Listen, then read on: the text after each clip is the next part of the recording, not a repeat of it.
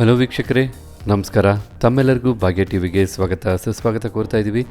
ಭಾಗ್ಯ ಮತ್ತು ಗಿರೀಶ್. ಇವತ್ತು ಈ ಒಂದು ವಿಡಿಯೋದಲ್ಲಿ ನಾವು ನಿಮಗೆ ಸೇವ್ನ ಯಾವ ರೀತಿ ಮಾಡೋದು ಅಂತ ತಿಳಿಸ್ಕೊಡ್ತಾ ಇದ್ದೀವಿ. ಈ ರೀತಿಯಾದಂಥ ಸೇವ್ನ ನೀವು ಮನೆಯಲ್ಲೇ ಮಾಡ್ಕೊಳ್ಳೋದ್ರಿಂದ ನೀವು ಮನೆಯಲ್ಲೇ ಮಾಡ್ತಕ್ಕಂಥ ಮಸಾಲೆ ಪುರಿಗೆ, ಬೇಲ್ಪುರಿಗೆ ಹಾಗೆ ಸೇವ್ ಪುರಿಗೆ ಬಹಳ ಉಪಯುಕ್ತ.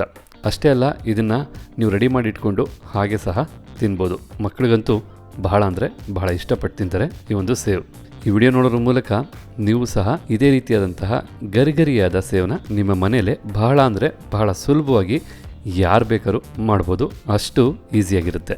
ಅದರಲ್ಲಂತೂ ಈ ರೀತಿ ಸೇವನ ಮಾಡೋದಕ್ಕೆ 3ರಿಂದ 4 ಇಂಗ್ರೀಡಿಯೆಂಟ್ಸ್ ಇದ್ರೆ ಸಾಕು. ಬಹಳ ಬೇಗ ನೀವು ಈ ಸೇವನ ಮಾಡ್ಕೋಬೋದು. ಇದೊಂದು ರೀತಿ ಇನ್ಸ್ಟೆಂಟ್ ಸೇವ್ ಆಗಿರೋದ್ರಿಂದ ಕೇವಲ ಅರ್ಧ ಗಂಟೆನಲ್ಲೇ ನಿಮ್ಗೆ ಎಷ್ಟು ಬೇಕೋ ಅಷ್ಟು ಸೇವನ ನೀವು ಮಾಡ್ಕೋಬೋದು.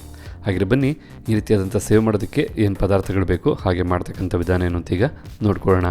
ಸೇವ್ ಮಾಡೋದಕ್ಕೋಸ್ಕರ ನಾವು ಮೊದಲಿಗೆ 1 ಕಪ್ನ ಅಳತೆಯ ಕಡಲೆ ಹಿಟ್ಟನ್ನು ತೊಗೊಂಡಿದ್ದೀವಿ. ರುಚಿಗೆ ತಕ್ಕಷ್ಟು ಉಪ್ಪನ್ನು ಸಹ ತೊಗೊಂಡಿದ್ದೀವಿ. 1 ಟೀ ಸ್ಪೂನಷ್ಟು ಉಪ್ಪು ತೊಗೊಂಡ್ರೆ ಸಾಕಾಗುತ್ತೆ.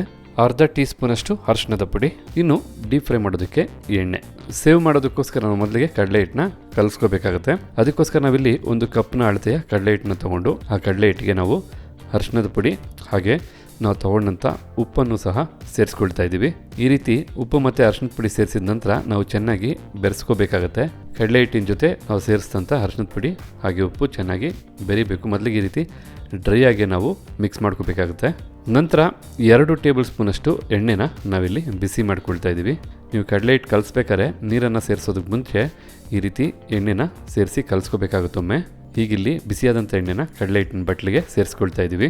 ಎಣ್ಣೆ ಬಿಸಿ ಇರೋದ್ರಿಂದ ಮೊದಲಿಗೆ ನಾವು ಈ ರೀತಿಯಾಗಿ 1 ಸ್ಪೂನ್ನ ಸಹಾಯದಿಂದ ಮಿಕ್ಸ್ ಮಾಡ್ಕೊಳ್ತೀವಿ. ಸ್ವಲ್ಪ ಮಿಕ್ಸ್ ಮಾಡಿದ ನಂತರ ಎಣ್ಣೆಲಿರ್ತಕ್ಕಂಥ ಬಿಸಿ ಹೋಗುತ್ತೆ. ಆಗ ಕೈಯಲ್ಲೇ ಈ ರೀತಿ ನೀವು ಚೆನ್ನಾಗಿ ಮಿಕ್ಸ್ ಮಾಡ್ಕೋಬೋದು.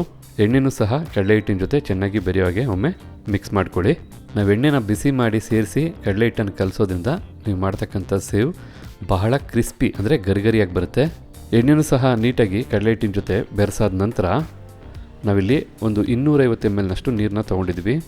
ಈಗ ಕಡಲೆ ಹಿಟ್ಟಿಗೆ ನೀರನ್ನು ಸೇರಿಸಿ ಚೆನ್ನಾಗಿ ಕಲಿಸ್ಬೇಕಾಗುತ್ತೆ.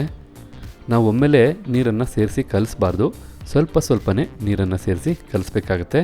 ಅದರ ಪ್ರಕಾರವಾಗಿ ನಾವು ಸಹ ಸ್ವಲ್ಪನೇ ನೀರನ್ನು ಹಾಕಿ ಕಲಿಸ್ಕೊಳ್ತಾ ಇದ್ದೀವಿ ಇಲ್ಲಿ.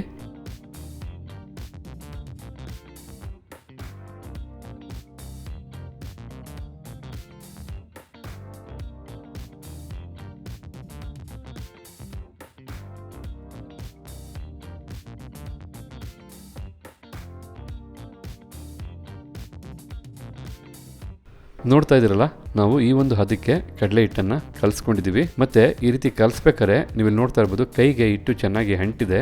ಹಿಟ್ಟು ಕೈಗೆ ಅಂಟೋ ರೀತಿಯೇ ನಾವು ಕಲಿಸ್ಕೋಬೇಕು. ಆಗಲೇ ನಿಮಗೆ ಕರೆಕ್ಟ್ ಆದಂಥ ಹದ ನಿಮಗೆ ಸಿಗ್ತಕ್ಕಂಥದ್ದು. ಇದರ ಜೊತೆಗೆ ನೀವು ಇಲ್ಲಿ ನೋಡ್ತಾ ಇರ್ಬೋದು, ನಾವು ತೊಗೊಂಡಂಥ 250 ml ನೀರಲ್ಲಿ 125 ml ನೀರನ್ನು ಮಾತ್ರ ಬಳಸಿದ್ದೀವಿ. ಅಂದರೆ ಈ ಒಂದು ಹಿಟ್ಟನ್ನು ಕಲಿಸೋದಕ್ಕೆ ನಿಮಗೆ 125 ml ನೀರಿದ್ದರೆ ಸಾಕಾಗುತ್ತೆ. ಈ ರೀತಿ ಹಿಟ್ಟನ್ನು ಕಲಿಸಾದ ನಂತರ ನಾವೀಗ ಸ್ಟವ್ ಮೇಲೆ ಒಂದು ಬಾಣಲಿನ ಇಟ್ಕೊಂಡು ಬಾಣಲಿಗೆ ಡೀಪ್ ಫ್ರೈ ಮಾಡೋದಕ್ಕೋಸ್ಕರ ಎಣ್ಣೆನ ಸೇರಿಸ್ಕೊಳ್ತಾ ಇದ್ದೀವಿ. ಎಣ್ಣೆನ ನಾವು ಹೈ ಫ್ಲೇಮಲ್ಲೇ ಬಿಸಿ ಮಾಡ್ಕೊಳ್ತಾ ಇದ್ದೀವಿ. ಯಾಕೆಂದರೆ ಸೇವ್ ಮಾಡೋದಕ್ಕೆ ನಿಮಗೆ ಎಣ್ಣೆ ಸ್ವಲ್ಪ ಹೆಚ್ಚು ಬಿಸಿನೇ ಇರಬೇಕಾಗುತ್ತೆ. ಎಣ್ಣೆ ಬಿಸಿ ಆಗ್ತಕ್ಕಂಥ ಈ ಸಮಯದಲ್ಲಿ ನಾವು ಇಲ್ಲಿ ಚಕ್ಲಿಗಳನ್ನ ತೊಗೊಂಡಿದ್ದೀವಿ. ಹಾಗೆ ನೀವು ಇಲ್ಲಿ ನೋಡ್ತಾ ಇದ್ದೀರಾ, ಈ ರೀತಿಯಾದಂಥ ಚಿಕ್ಕ ರಂಧ್ರ ಇರತಕ್ಕಂಥ ಒಂದು ಬಿಲ್ಲೆನ ತೊಗೋಬೇಕಾಗುತ್ತೆ. ಸೇವ್ ಮಾಡೋದಕ್ಕೆ ಅಂತಲೇ ಈ ಬಿಲ್ಲೆ ಇರತಕ್ಕಂಥದ್ದು. ಇನ್ನೂ ಸಣ್ಣ ರಂಧ್ರ ಇರತಕ್ಕಂಥ ಬಿಲ್ಲೆ ಇದ್ದರೆ ಇನ್ನೂ ಉತ್ತಮವಾಗಿರುತ್ತೆ. ಹೀಗೆ ಬಿಲ್ಲೆನ ನಾವು ಚಕ್ಲಿ ಒಳ್ಳಿಗೆ ಸೇರಿಸ್ಕೊಂಡು ನಂತರ ಚಕ್ಲಿ ಒಳಗಡೆ ಸ್ವಲ್ಪ ಎಣ್ಣೆನೂ ಸಹ ಸವರ್ಕೊಳ್ತಾ ಇದ್ದೀವಿ. ಈ ರೀತಿ ಎಣ್ಣೆ ಸವರ್ಕೊಳ್ಳೋದ್ರಿಂದ ಸೇವ್ ಹಾಕಬೇಕಾದ್ರೆ ಬಾಣಲಿಗೆ ಬಹಳ ಸುಲಭ ಆಗುತ್ತೆ. ನಂತರ ನಾವು ರೆಡಿ ಮಾಡಿದಂಥ ಹಿಟ್ಟನ್ನು ಚಕ್ಲಿ ಒಳಗೆ ಸೇರಿಸ್ಕೊಳ್ತಾ ಇದ್ದೀವಿ. ಈ ರೀತಿ ಚಕ್ಲಿ ಒಳ್ಳು ತುಂಬ ನೀವು ಹಿಟ್ಟನ್ನು ಸೇರಿಸ್ಕೊಳ್ಳಿ.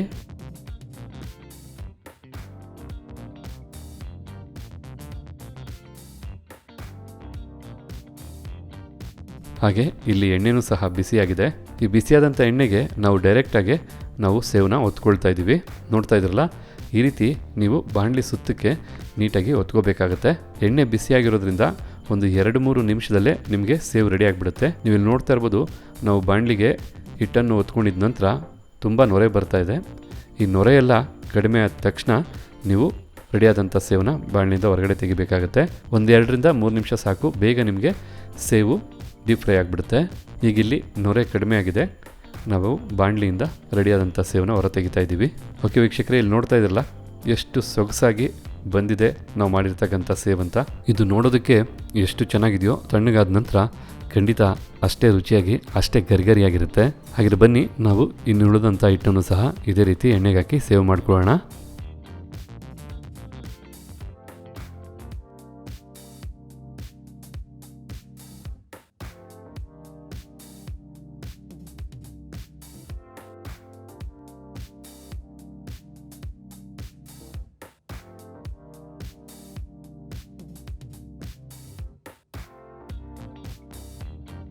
ಈಗ ಇಲ್ಲಿ ನೋಡ್ತಾ ಇದ್ರಲ್ಲ, ಕಂಪ್ಲೀಟಾಗಿ ನಾವು ಸೇವನ್ನ ರೆಡಿ ಮಾಡ್ಕೊಂಡಿದ್ದೀವಿ. ನಾವು ತೊಗೊಂಡಂಥ 1 ಕಪ್ನ ಅಳತೆ ಹಿಟ್ಟಲ್ಲಿ ನಮಗೆ ಇಷ್ಟು ಸೇವನ್ನ ರೆಡಿ ಮಾಡ್ಕೊಳ್ಳೋದಕ್ಕೆ ಸಾಧ್ಯ ಆಯಿತು.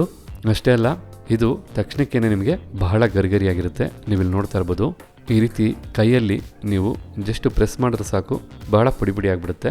ಅಷ್ಟು ಕ್ರಿಸ್ಪಿಯಾಗಿ ಅಂದರೆ ಗರಿಗರಿಯಾಗಿ ಮೂಡಿ ಬಂದಿದೆ ನಾವು ಮಾಡಿರ್ತಕ್ಕಂಥ ಈ ಒಂದು ಸೇವ್. ಈ ರೀತಿ ಮನೇಲೆ ನೀವು ಸೇವನ್ನ ರೆಡಿ ಮಾಡ್ಕೊಳ್ಳೋದ್ರಿಂದ ರುಚಿ ಆಗ್ಬೋದು, ಶುಚಿ ಆಗ್ಬೋದು, ಯಾವುದಕ್ಕೂ ಕಡಿಮೆ ಇರಲ್ಲ. ಈ ರೀತಿ ರೆಡಿ ಮಾಡಿದಂಥ ಸೇವನ್ನ ನೀವು ಏರ್ ಟೈಟ್ ಕಂಟೈನರಲ್ಲಿ ವಾರಾನ್ಗಟ್ಟಲೆ ಇಡ್ಬೋದು.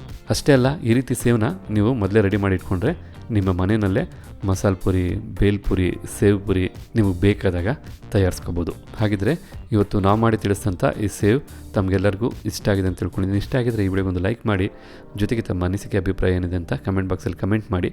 ಅಷ್ಟೇ ಅಲ್ಲ, ಈ ವಿಡಿಯೋನ ಮತ್ತೊಬ್ಬರಿಗೂ ಹೆಲ್ಪ್ ಆಗೋ ಹಾಗೆ ಶೇರ್ ಮಾಡಿ ಅಂತ ಹೇಳ್ತಾ ತಮಗೆಲ್ಲರಿಗೂ ಧನ್ಯವಾದ ಅರ್ಪಿಸ್ತಾ ಇದ್ದೀವಿ. ಭಾಗ್ಯ ಮತ್ತು ಗಿರೀಶ್. ಮತ್ತೆ ಹೊಸ ವಿಡಿಯೋದಲ್ಲಿ ಭೇಟಿಯಾಗೋಣ. ಅಲ್ಲಿವರೆಗೂ ನಮಸ್ಕಾರ ವೀಕ್ಷಕರೇ.